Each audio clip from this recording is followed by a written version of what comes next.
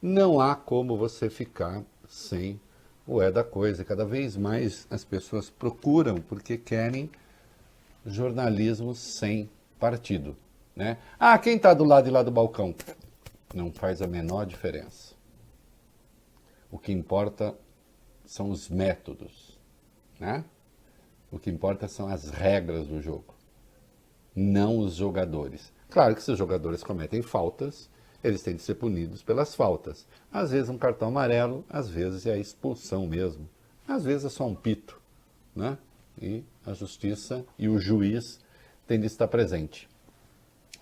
Boa noite, Bob Furuia. Boa noite, Reinaldo. Boa noite, Alexandre Bentivoli. Boa noite. Evidentemente tem um assunto importante hoje, que é a reforma administrativa, que o governo está mandando, né, a sua reforma administrativa para o Congresso. É preciso, nós vamos ver detalhes dela aqui, né? É preciso ponderar certas coisas, porque tem certas falsas evidências que podem fazer as pessoas terem juízos distorcidos a respeito. Depois, a hora que o Congresso for votar e se debruçar direito, a gente vê que não sai exatamente aquilo que se planejou, porque o Brasil também não é aquilo que está na cabeça de algumas pessoas. Então nós vamos ver isso. E temos um bloco importante, é este, vou começar por aí, que diz respeito ao Estado de Direito e à democracia, né? Amanhã, na minha coluna da Folha, que vai estar no ar logo de madrugada, aí por volta de umas 2h30 da manhã, 3 da manhã, eu trago uma questão muito importante, que diz respeito à Lava Jato, que diz respeito à liberdade de expressão, que diz respeito ao jornalismo, que diz respeito ao devido processo legal, que diz respeito à fumaça tóxica que está contaminando as esferas do direito, já me referi a elas aqui. Existe uma expressão latina que é o fumus boni iuris. Momento cultural. Literalmente quer dizer fumaça do bom direito. Agora, é claro que você não vai traduzir isso por fumaça do bom direito, né? A ideia é os sinais, as evidências de que existe uma justa causa, né, numa demanda judicial. Então é preciso que isso exista. E é por isso que eu faço esse trocadilho, dizendo que a fumaça do bom direito, então, o fumus boni iuris no Brasil, está cedendo, na verdade foi substituída pela fumaça tóxica do voluntarismo, do autoritarismo, de uma palavra que eu adoro, né, que é o solipsismo, ou vale bem. Sim. O solipsismo é o quê? É o subjetivismo extremo. É a pessoa que acha que não existe realidade objetiva, só existe a percepção do sujeito. É claro que o mundo é, em boa parte, aquilo que a gente percebe do mundo, porque somos nós a perceber o mundo e, portanto, boa parte do que entendemos do mundo é o que sabemos do mundo. Isso é uma coisa. Então existe. Então, o subjetivismo, a percepção subjetiva, a percepção do sujeito, certamente é importante. Agora, não é o sujeito que faz a realidade, não é o sujeito que faz as leis da ciência, não é o sujeito que muda a natureza química dos processos. A realidade objetiva existe. O direito é uma combinação. O direito não cai do céu. O direito não cai, para usar uma expressão de um pensador, da árvore dos acontecimentos. Né? Ah, sim, não. É uma combinação. As pessoas decidem, num dado momento, que as regras do jogo serão aquelas. Então fica combinado que aquilo é a regra do jogo. E, portanto, vale para todo mundo. Se, não, no entanto, determinados grupos se aboletam no Estado, tomam conta do Estado e resolvem fazer uma leitura das regras do jogo que interessa apenas a elas, ou aquelas, ou as pessoas ou grupos que elas representam, então aí você tem um prejuízo que é de toda a sociedade. Porque você estará sujeito, aí sim cabe a palavra, em sentido negativo, você estará sujeito ao arbítrio. A palavra arbítrio, em última instância, ela é neutra, ela quer dizer julgamento. Momento É isso que é arbítrio. cultural. Você arbitra, você julga, você decide. Agora, o arbítrio degenera em arbitrariedade e muitas vezes, então, a própria palavra arbítrio é usada como sinônimo de imposição de uma vontade ilegal, que não respeita a regra do jogo. Infelizmente, de degeneração em degeneração, de ação translocada em ação translocada, nós estamos começando a perder os referenciais. E aí pode ser vítima dessa perda de referencial tanto um governador de estado, por mais que eu possa lastimar a sua trajetória, as suas escolhas políticas, o que seja, mas de novo me importa a regra, como pode ser vítima, como vocês verão na minha coluna de amanhã, um jornalista, eu. Com uma coisa escancarada, que até me envergonha um pouco de ter de revelar. Eu fico com vergonha alheia. Quando a informação me chegou, eu disse, não, não é possível. Deve ter um erro aqui, deve ser uma armadilha. Acho que estão querendo que eu caia numa armadilha. Tanto é que eu fui tinhoso, eu esperei até eu ter o documento na mão. E vocês vão se surpreender, porque eu me surpreendi. Por mais que eu não pensasse coisas boas da área onde veio a coisa, eu não imaginei que o descaramento chegasse a tal grau.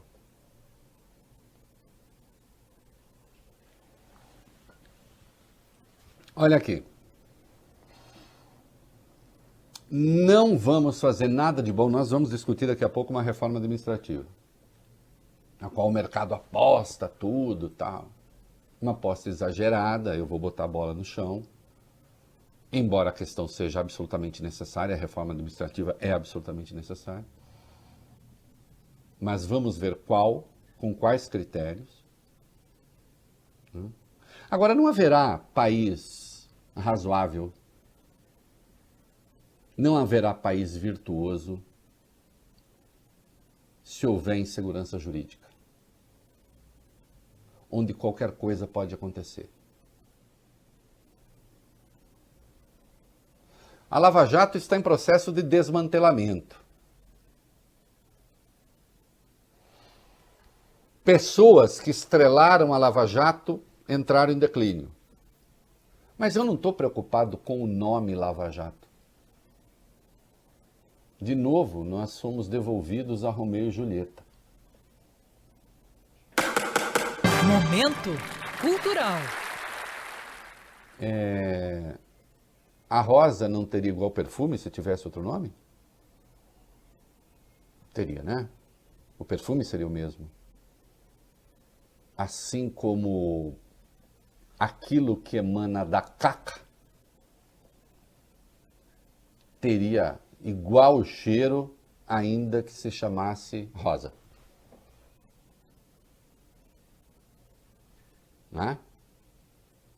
Então não estou interessado se chama Lava Jato ou não, se a personagem A, B ou C, eu estou interessado no procedimento. Eu estou interessado em ver ser cumprido o devido processo legal. Eu estou interessado em ter um país em que, por ação de procuradores, juízes, etc., não cheguemos a uma deterioração tal da política que se possa ter um presidente que não só nega uma pandemia, como também passa a ser um negacionista, ainda que matizado, da vacina. Até da vacina. Evidenciando que o Estado brasileiro foi tomado por uma súcia que desrespeita os fundamentos constitutivos da democracia, que são difíceis de encarar. A democracia de todos os... Aquela máxima do Churchill, que é o melhor dos piores regimes, é absolutamente verdadeira, porque democracia é uma coisa difícil. Para usar uma expressão do jornalista Mencken, americano Gary Mencken, temos sempre respostas simples e erradas para problemas difíceis. Não é? Coisas apavorantes nós temos na nossa vida. Né? Pensem que para cada resposta certa existem infinitas respostas erradas. E que a desinformação costuma escolher o erro. Porque o erro é mais fácil de entender. Então é por isso que os entes do Estado, esses entes da sociedade civil como a imprensa, não podem ceder ao populismo, à gritaria, ao alarido. Precisam se voltar para a técnica. Porque a nós da imprensa também cabe zelar, é nossa tarefa, zelar pela defesa da democracia, que muitas vezes é contestada até pelo povo. Quem disse que não? É um artigo do Madison, do Federalista, que eu já citei aqui, né? Em que ele deixa claro que a existência da Assembleia, como ele chama, que é o Congresso, existe justamente para filtrar as paixões da sociedade.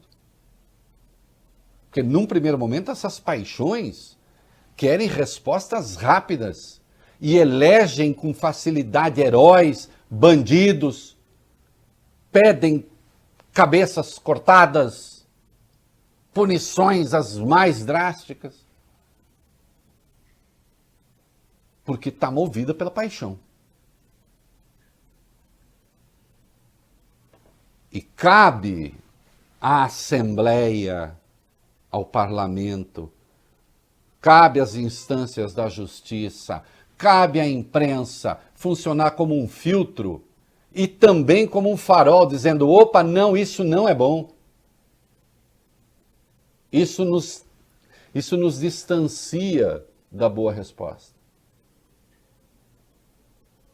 Vejam no que resultou a caça irracional à corrupção e aos corruptos. Nós destruímos a indústria de base no Brasil, destruiu-se o tecido político, tem-se esse arranjo que está aí, com todos os seus sortilégios. E pode piorar. Quem disse que não? Pode piorar. Países não fecham, países pioram. É uma das minhas máximas. Se país fechasse por ineficiência, o Haiti não existiria mais, o Sudão do Sul não existiria mais. E, no entanto, isso nada fecha. A vida das pessoas piora indefinidamente. Não há limite para a espiral para baixo. Curiosamente, para cima há, porque os recursos são finitos. A deterioração deles, não. Então, essa é a tarefa. Eu, quando vejo certo subjornalismo que anda por aí disfarçando-se de jornalismo, sempre pedindo para cortar cabeças,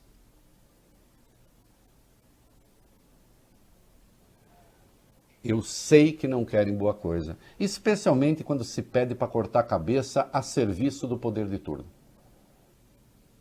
Porque é uma grande diferença entre você ser um crítico feroz do governo e não ser subserviente ao governo, e ser um crítico feroz do governo sendo subserviente ao governo. A minha trajetória é ser crítico bastante duro de governos. É uma das tarefas da empresa. Acertou? Claro, a gente diz. Mas certamente sempre o trabalho de restrição e de apontar o problema há de ser mais presente, porque esta é a função da empresa. É ser vigilante. Com governos, com a justiça, com aqueles que se assoberbam em donos, se arvoram em donos do poder e da própria justiça, como fez a Lava Jato. Ah? Essa luta é longa. Não vou desistir. E vocês vão saber daqui a pouco, daqui a algumas horas, a que eu estou me referindo e a que grau de soberba e autoritarismo as pessoas podem apelar quando se desbordam da sua função de homens e mulheres de Estado para se comportar como militantes políticos.